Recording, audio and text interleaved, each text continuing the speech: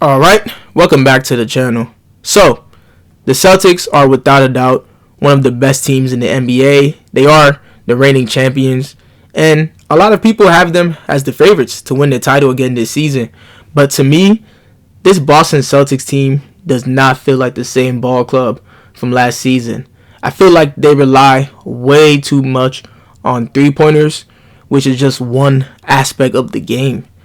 So, as we see, the Boston Celtics are number one in three-pointers made, and they average the most three-point attempts.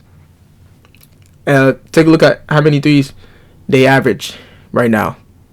They are shooting 49 threes a game. If you look at this number 3 or 4 weeks ago, the Boston Celtics were averaging 51 three-point attempts a game. So they're basically taking about 53-point shots. That is way too much. And they are shooting it at a 36% rate, which is good because if you know basketball, a good 3-point percentage to shoot is anywhere from the high 30 percentile range to the low 40 percentile. That is a good percentage to shoot from three. But right now the Celtics are ranked 14th in 3-point percentage. That is way too low.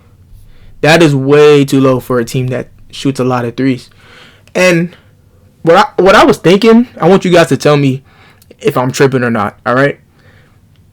This Celtics team just remind me of the Daryl Morey 2017 to 2020 Houston Rockets era.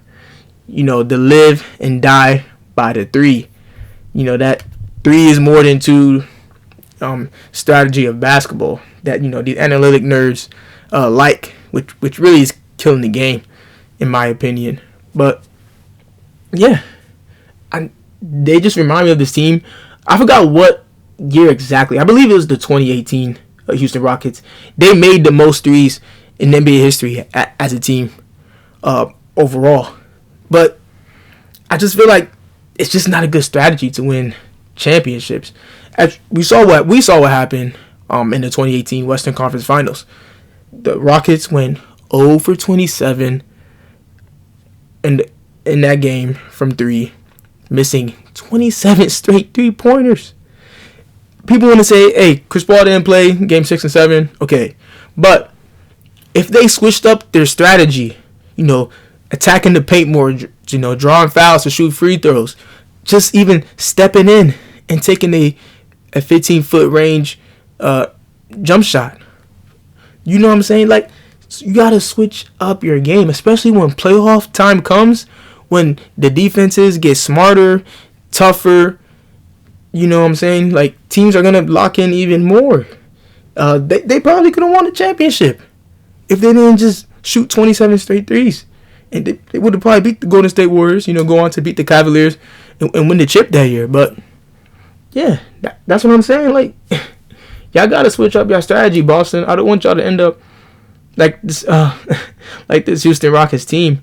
But in my observation, I feel like the main differences between the two teams, I would say the Celtics play a lot more ball movement as they play. You know, more drive, kick, you know, more passing, setting more screens, and looking for an even more open 3-point look. They're not just, you know, just jacking threes like they would just take any look how the Houston Rockets were. The Rockets were more like a outside in type of team, I would say, when they relied on taking threes. You know, with Harden being like the only guy who could drive to the paint and kick it out to someone open, and, you know, Capella being like the main interior scorer. But yeah, the Celtics, they do play with more ball movement, and yes, they're number one in 3-pointers made. But I'm telling you, when the playoff time comes, this is not going to be a good strategy for them. It looks like they're dying more now than living with the three. As we see, they lost a lot of games where I feel like they could have won easily. As we see, last week Wednesday lost to Toronto. Yesterday they just lost to the Los Angeles Lakers. And come on now, the Celtics are better than both of those teams. And look couple of days ago, they lost to the almost a week ago, they lost to the Atlanta Hawks in OT. But I feel like the Celtics should have a much better record than they do. Again, right now, it feels like they're dying more than living with that. They're 3. Yes, they're second in the East. Of course, they're gonna make the playoffs. But I'm telling you, they're gonna have to change up their style. That's just my opinion. And if you look at their road to the finals last season, they played the Heat in the first round without Butler. Butler missed some games, so teams are healthy right now in the East. Teams are healthy. Some people last year were making that argument, saying the Celtics had an easy road in the playoffs, to get to the finals. And then, in the second round, they played Donovan Mitchell. He missed a few games as well. And look at what the Cavs are doing now. The Cavs are number 1 in the East. So, I'm telling you, y'all gotta have to lock in. And in the Eastern Conference Finals, when they played the Pacers, although they swept them, every game was close. Every game was close. And Tyrese Halliburton missed what? Tyrese Halliburton only played 2 games? The Pacers' best player, their point guard, he only played 2 games that series. So, and the games are still close when he wasn't even playing. So, I'm telling y'all, teams are better right now in the East. It looked like Damian Lillard and Giannis chemistry is getting better. So, the Bucks are definitely competition. The Heat situation is weird. Is really weird. I don't know what they're gonna do with Jimmy Butler. They're gonna have to let him go. Honestly, they're just gonna have to let him go. And the Magic, they're up and coming. If you've seen my previous video on Orlando, they're really like my favorite team right now in the NBA. I love the way they're playing. They are great defensively. That is a good defensive team. They have multiple players that can guard multiple different positions. And I'm telling y'all, don't be surprised if they make a deep run in the playoffs. That's my dark horse team. You got Franz Wagner, Pablo, Tristan Da Silva, KCP, champion, the veteran experience, Wendell Carter. But that team is stacked, especially on the defensive end. That team is tough. So teams are better right now in the East.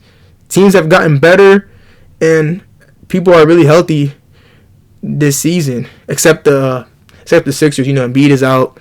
Paul George has been in and out. But teams are healthy in the East, so Boston, y'all gonna have to lock in. Y'all really gonna have to lock in. So let's take a look at Jason Tatum's stats. Look at how many 3-pointers Jason Tatum is averaging right now. The guy's taking about 10 threes a game. He's not even taking about. He's taking 10.2 threes a game, and he's shooting it at a 35% rate. That is too much threes for a guy who's 6'9 and a half, 210 pounds. Tatum, he has one of the best first steps in the league. It's very quick, very explosive. He has extremely great length. So Tatum, his field goal percentage would be much higher.